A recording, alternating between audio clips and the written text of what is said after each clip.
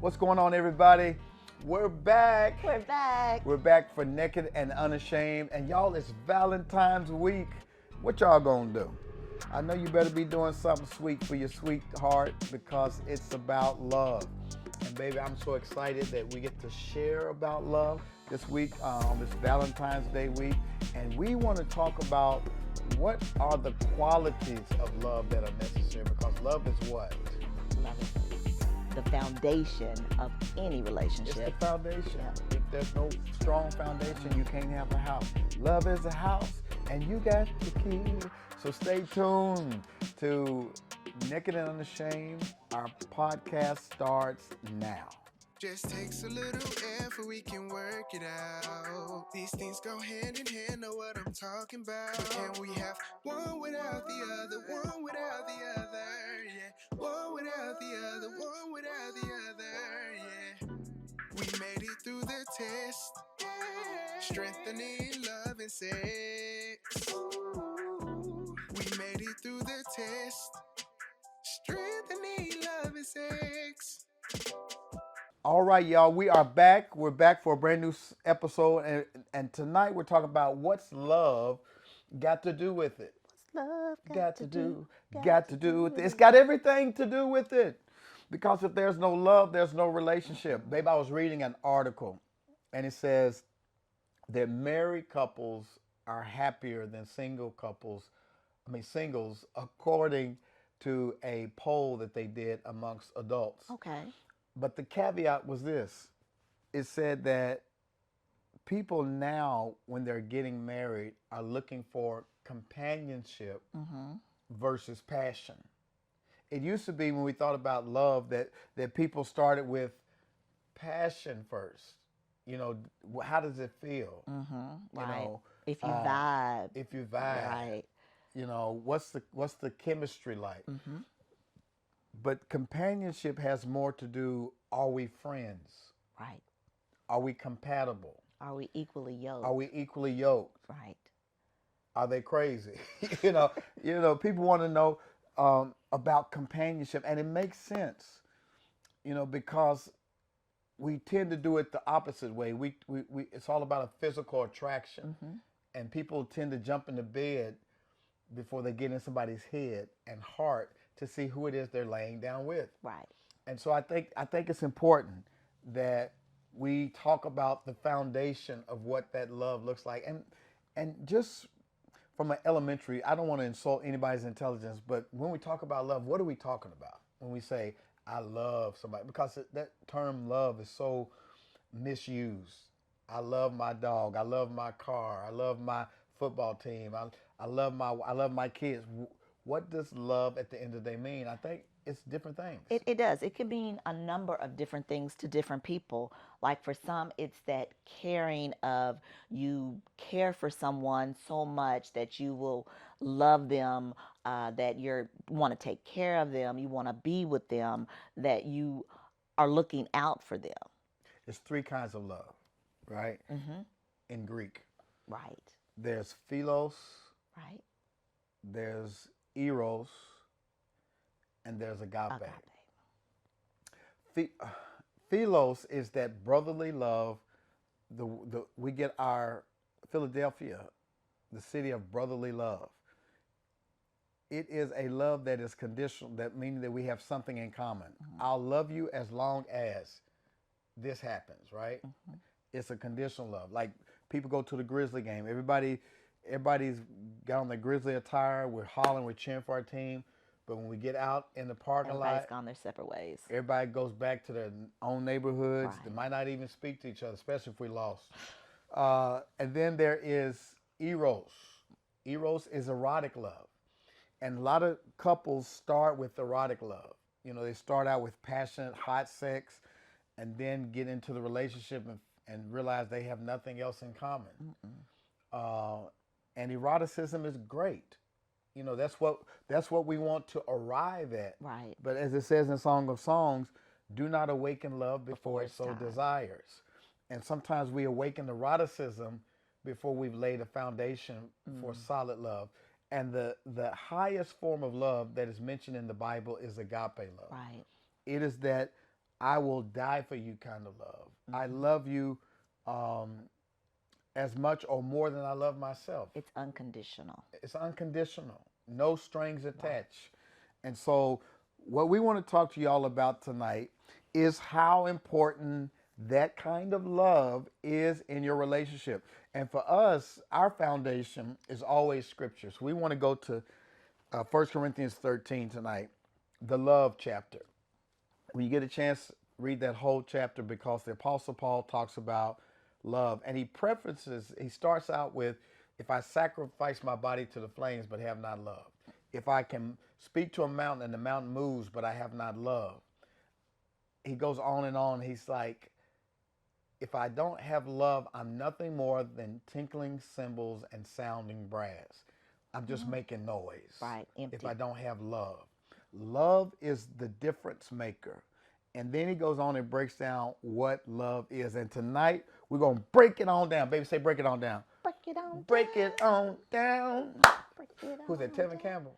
I have no I don't know. idea. My son says we're old when we start referencing all the 90s, the 80s and 90s singers, so I guess I better stop.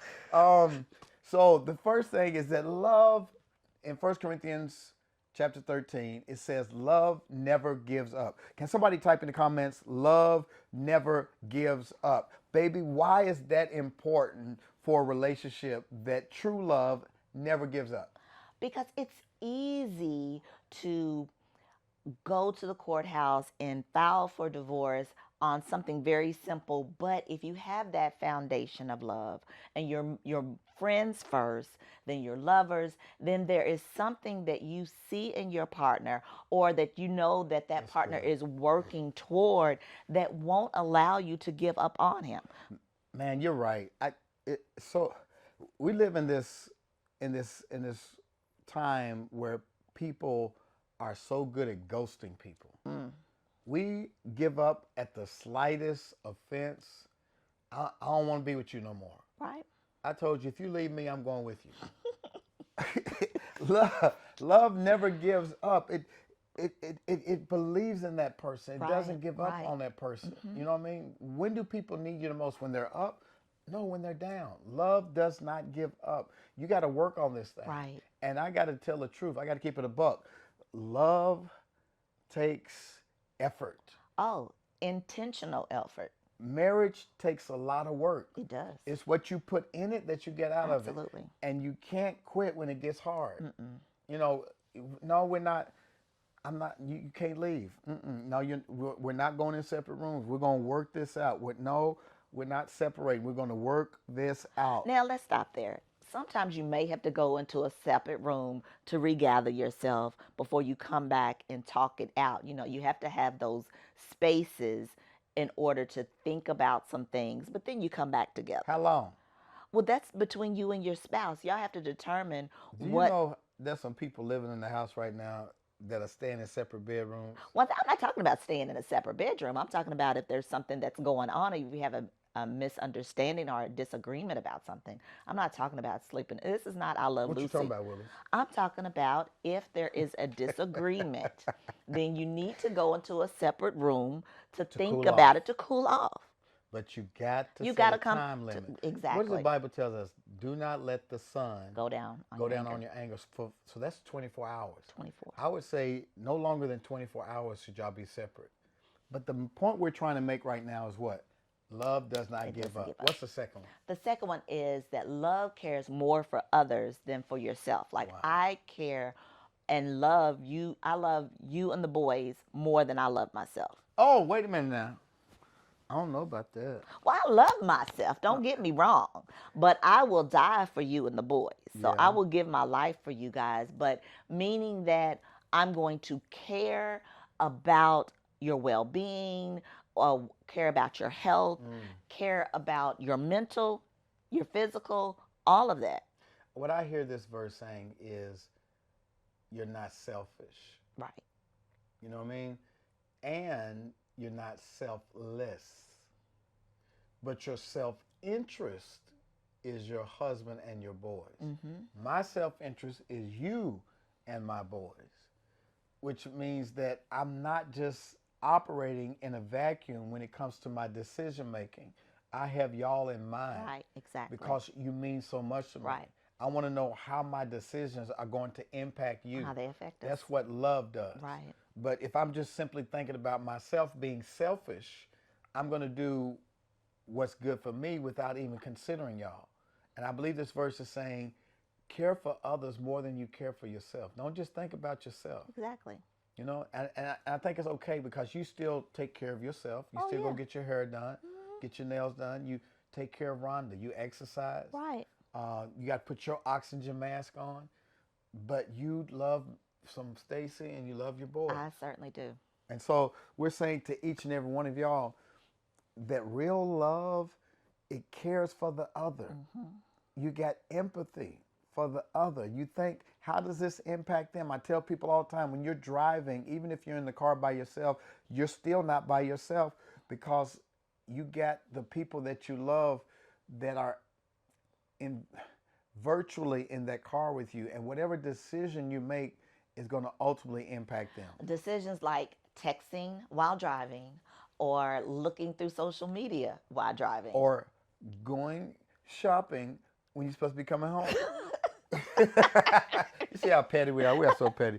Love never gives up. Love cares more for others than for self. Number 3, love doesn't want what it doesn't have. Ooh-wee. Love doesn't want what it doesn't what have. it doesn't have. What in the world? Love doesn't want what it doesn't have. That makes me think of you're wanting what's on the other side of the fence. You know, I don't know if the parable or the phrase that the grass is greener on the grass is not greener. On the other side. It's where you water it. So people may want or think they want what's on the other side of the fence, but you have everything you need in your spouse at home. Let's break this all the way down. Okay. Love does not lust for something else or somebody else when you got somebody, right? My wife tells me this sometimes. She's like, when we notice somebody attractive or handsome, she says, the first look is for you. The second look is for the devil. Surely is. I'm not so insecure that my wife sees a handsome guy and she's like, oh, he's handsome. Yeah, he is. And we keep it moving. But when she starts lusting for that guy and starts pursuing that guy, then that's a whole other ballgame. Love does not want what it doesn't have. That's called covetousness. The Bible tells us in the Old Testament, do not covet your neighbor's ass. Right. Do not covet your neighbor's spouse. You shouldn't want what's not yours. And I think that's where a lot of relationships get in trouble, is that we don't learn how to be content with what we have. Right. There's so much to discover in your spouse. You know, have you maximized your love relationship? If you're bored in your sex life, that's something y'all can talk about. Watering your grass means discovering what y'all are passionate about. What are your sexual desires? You should not have to go outside of your marriage to get something that doesn't belong to you when everything, what did Method Man say to Mary J. Blige? He says, no need to front. You got the good stuff at home. When you got the good stuff at home, you don't have to worry about what's on the other side of the fence. And oftentimes what's on the other side of the fence is artificial turf anyway. Y'all, man, I'm telling y'all, brothers, y'all need to start taking care of what you got at home. I got a wife that's in her right mind. I got a wife that is beautiful. I got a wife that is sexy. I got a wife that takes care of my home. I got a wife that respects me. And y'all keep looking over the fence at all these women with these BBLs and these Coke bottle waists, and then you get them home, they got a terrible attitude, they can't cook, they don't know how to help you save money, they don't know how to pray. What good is a BBL if she can't pray for you? So I'm saying that when you have something good at home, what would you say to the women who have a good man at home? Well, when you were saying all that, you were mentioning Method Man, and my mind went to Shrek. What? The Method Man and Shrek? How do you make that joke? I know, right? A lot of things going on.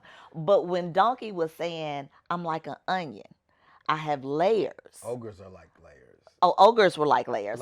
Ogres are like onions. They have layers. They have layers. So meaning that with a woman, when you peel back these layers, there's so much more.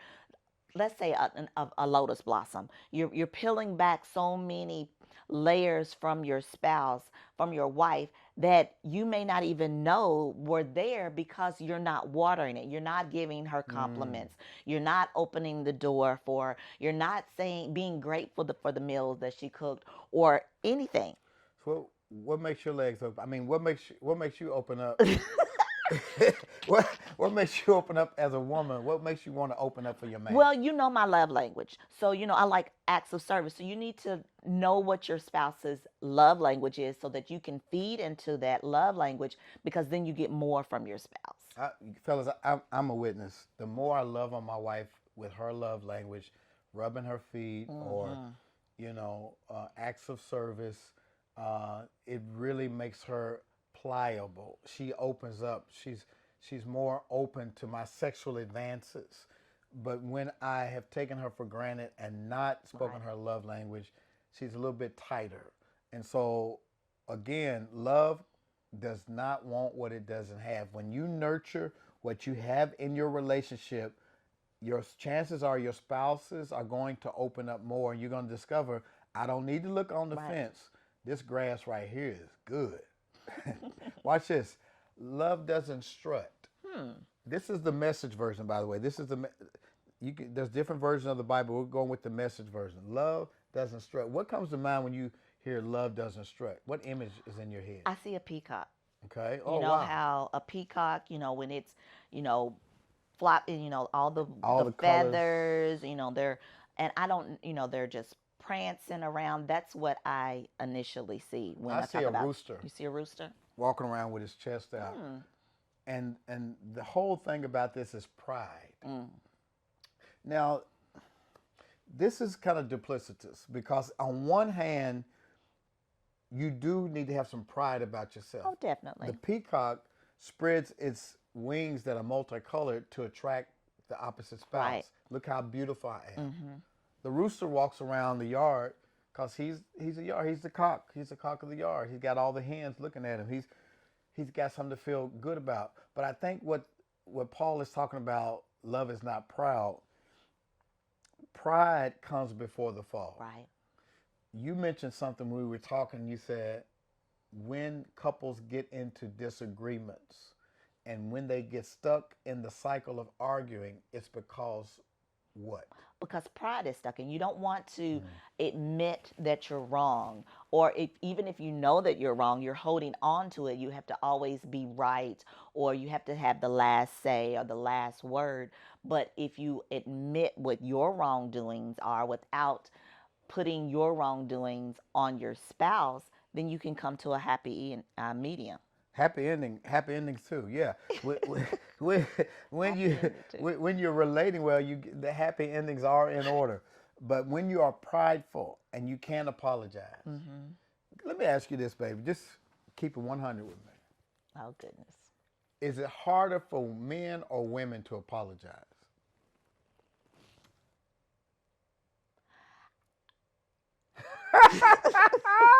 Huh? Okay. For the sake of you and I guess it would be harder. Well, I don't know. It depends. I mean, couples, everybody's different. Let's take a poll real quick. Women and men, I need y'all to chime in. Which is it harder for, a man or a woman to apologize? I'm just gonna say this. I think it seems like, in my own experience, it's hard when we get into a disagreement for you to come back and say, "Baby, I apologize. I was wrong." It's like I have to wrestle with you, and you're like, "I apologize." Because I'm probably right. See what I'm talking about? See what I'm talking about? Oh my God! But pride, the opposite of pride is humility. Right. And when we're in relationship and we love each other, love humbles itself. Love says, you know what?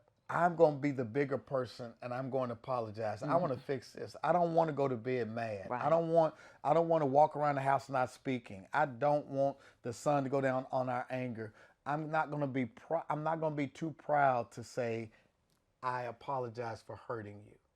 And I think when both parties can mature to the point that pride does not rule, their reconciliation will be faster. And so I think we got to make sure that pride does not get in the way. What's the next one? The next one is that love doesn't have a swelled head.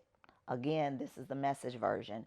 But when I think of this particular phrase, I'm thinking of someone that has a narcissistic behavior, or someone that is very cocky, or someone who is, again, very prideful. Egomaniac. Yes, that type of thing.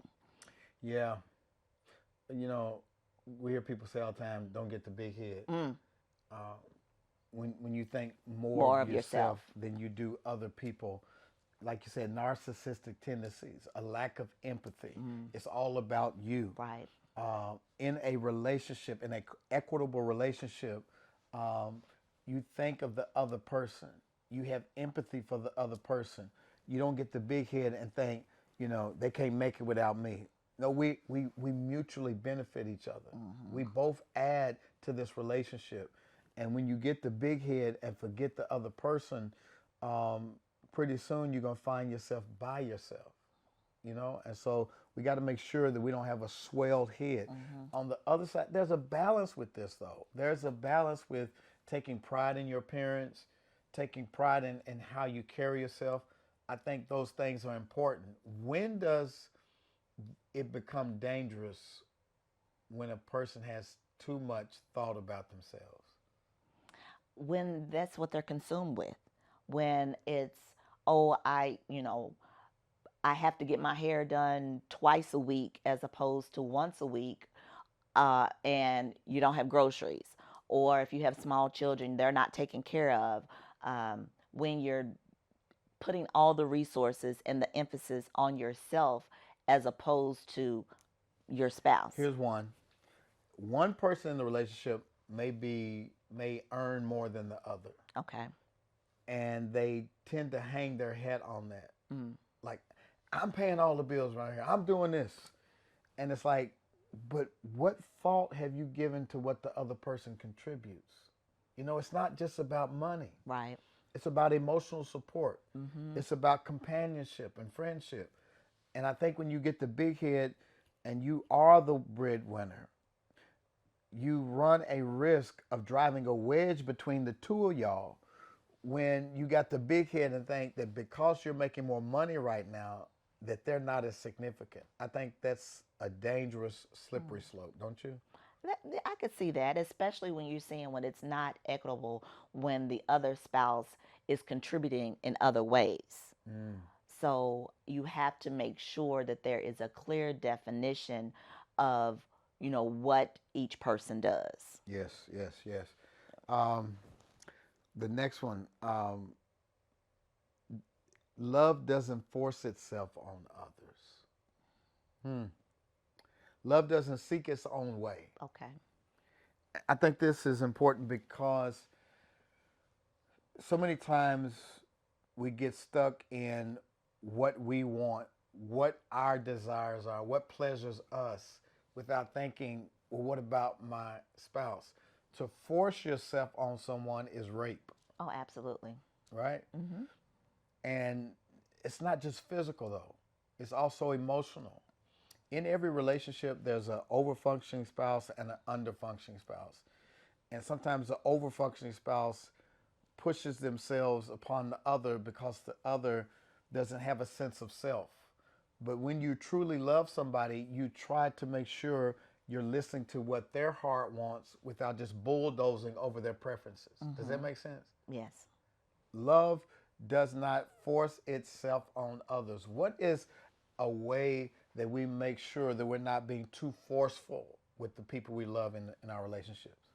Yeah, my favorite thing, communication. You have to talk it out. You have to check in with one another.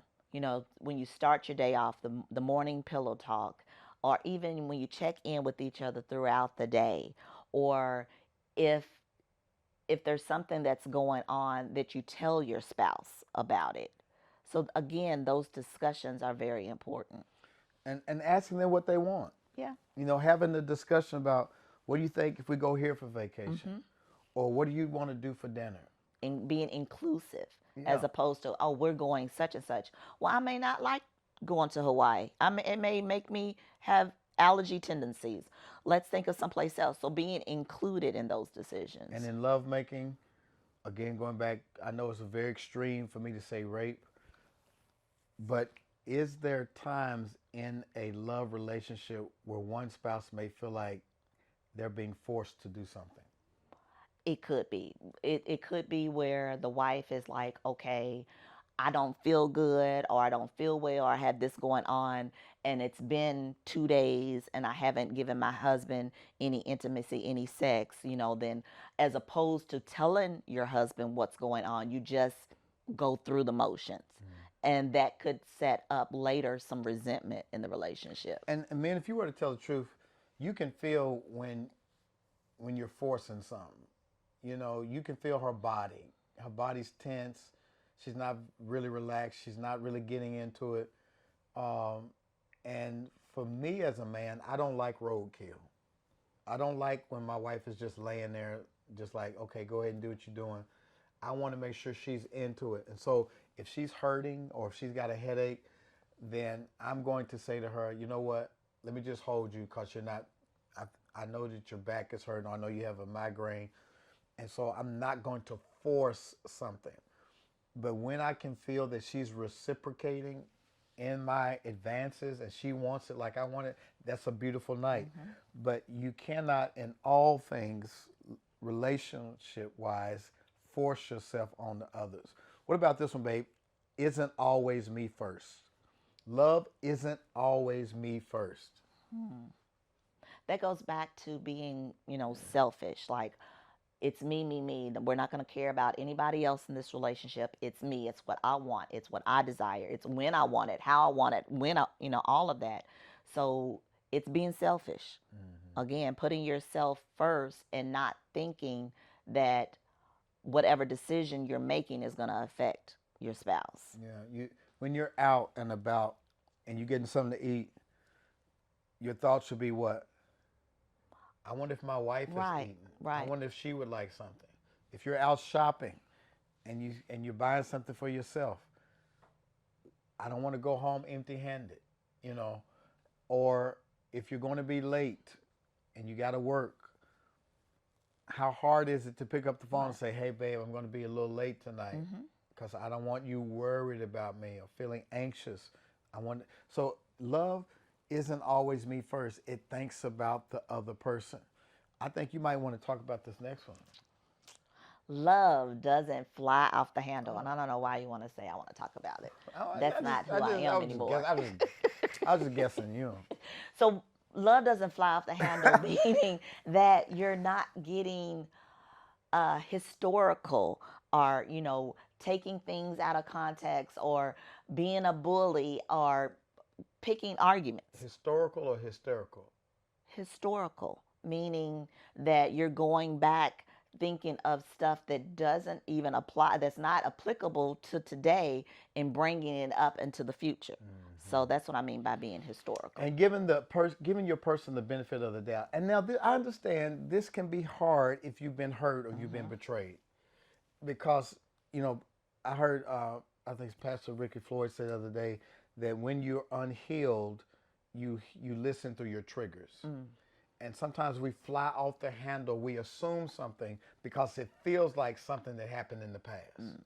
But when you're healed, you give that person the benefit of the doubt and you breathe, you stay present, you calm yourself down, you taste your words, you don't just become impulsive and fly off the handle and click and go off at the slightest offense. Right. And we have to learn as married couples, as seriously dating couples, that when you feel yourself getting angry, control your breath. If you can control your breath, you can pretty much resolve the issue in a more productive way than you can just going off for no reason. Right. And some people have short fuses. They fly off the handle. They get mad over the easiest of things. But the more you mature, the more you practice emotional intelligence, love does not fly off the handle. Love is patient, right? Love is patient. You got to take patience with the people you love. You can't just be impulsive and get mad over every little thing. No, you have to bring that awareness back to yourself and like ask yourself, why am I angry at this time? And express that. If it is a trigger, say to your spouse, hey, this feels like XYZ. I know it's not, but this feels like XYZ. And then you'll be able to move to a resolution faster. I like this one. Love doesn't keep score of the sins of others. It keeps no record of wrongdoing. Right. And going back to what you said about being historical, sometimes women get historical when they get angry because they've kept a score. What happens, I think I read somewhere in the book about anger, is that when a person gets angry or has been hurt, their brain can get rewired to the point where the only way they feel like they can feel safe is to get angry. Anger has become their default mode over the things that happened in the past. But when you can find a way of deleting those records, of shredding those files, of letting it go, chances are you won't get as angry. But the more you keep record of those wrongs, those receipts, and then you get historical. Well, you remember back in 2001, you did such and such, and then 2003, and then and it's like, whoa, Right. how can we go forward when we keeping all these records? How, baby, practically speaking, how would you advise somebody to let go of the past? Well, one, if they haven't been through counseling, and if these issues are still an issue, let's like use your example, 2001, 2003, then whatever happened, that conversation needs to take place of what happened, and it being discussed, and that behavior not being repeated. I think that is the key. If that behavior is being repeated, it may feel like it's something that took place back in 2001 or 2003, and it's this cycle just continues. I hear two things. I hear number one, if you hurt the person you love, don't keep doing the same Right. stuff over and over again. That's what I hear you saying. Correct. True repentance is when you don't repeat the same behavior. Correct. Right? And then secondly, once that person shows the fruits of repentance, you got to let it go. Right. You can't keep bringing it up. It's like throwing away some trash And then going back and then getting it. chasing after the garbage truck and pulling the trash back out because you're not through dealing with it. But once you throw it away, let the garbage truck take it away. What's the one before we take a break? It's Don't revel when the other ones grovel. Right? Don't revel when the other one grovels. So that means that when someone is down, you don't kick the person when they're down. You don't get excited when your spouse is in a low place. And it kind of ties with the one before. So if somebody's really broken and repenting for what they did to hurt you, and they're humbling themselves, that's not a time to like, no, stay down there for a little while longer. I like seeing you broken. No. This is a time to say, I appreciate you, the fact that you acknowledge what you did to hurt me. And I'm not going to get off on you now being hurt because you hurt me. And that takes a lot of maturity to do, especially depending on how severe the hurt was, or how severe the betrayal was.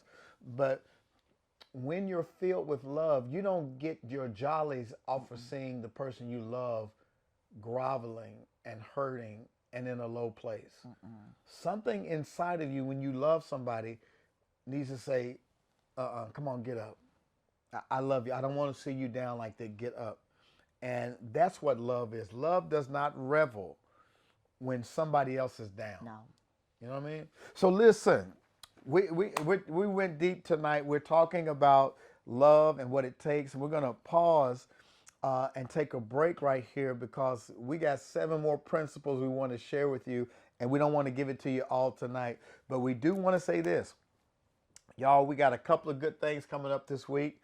On Wednesday night, we are going to see One Love, One Heart. Let's get together and be all right.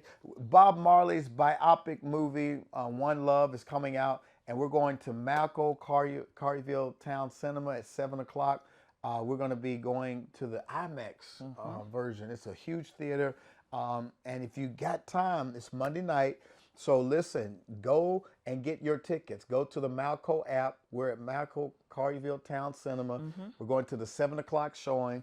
And listen, we're inviting seriously dating folk to come out. We're inviting married folk to come out. Just come out and kick it with us. We're going to do something unconventional. You ain't always got to go do an expensive dinner.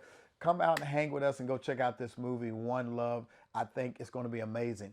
And then on February the 15th, on Thursday night at 7 o'clock, we have what, babe? We have our master's class Yay! at 7 p.m.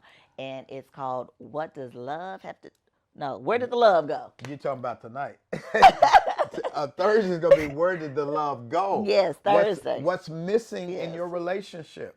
We're going to be talking about 5 things that are missing in your relationship. And we got a big announcement about a marriage retreat we've got coming up in June called Love in the Bluff. Woo-wee. So you don't want to miss it. Listen, it's sold out. The master's class is sold out. But because you are our subscriber, because you stopped on this podcast, if you email me, I will give you the Zoom link.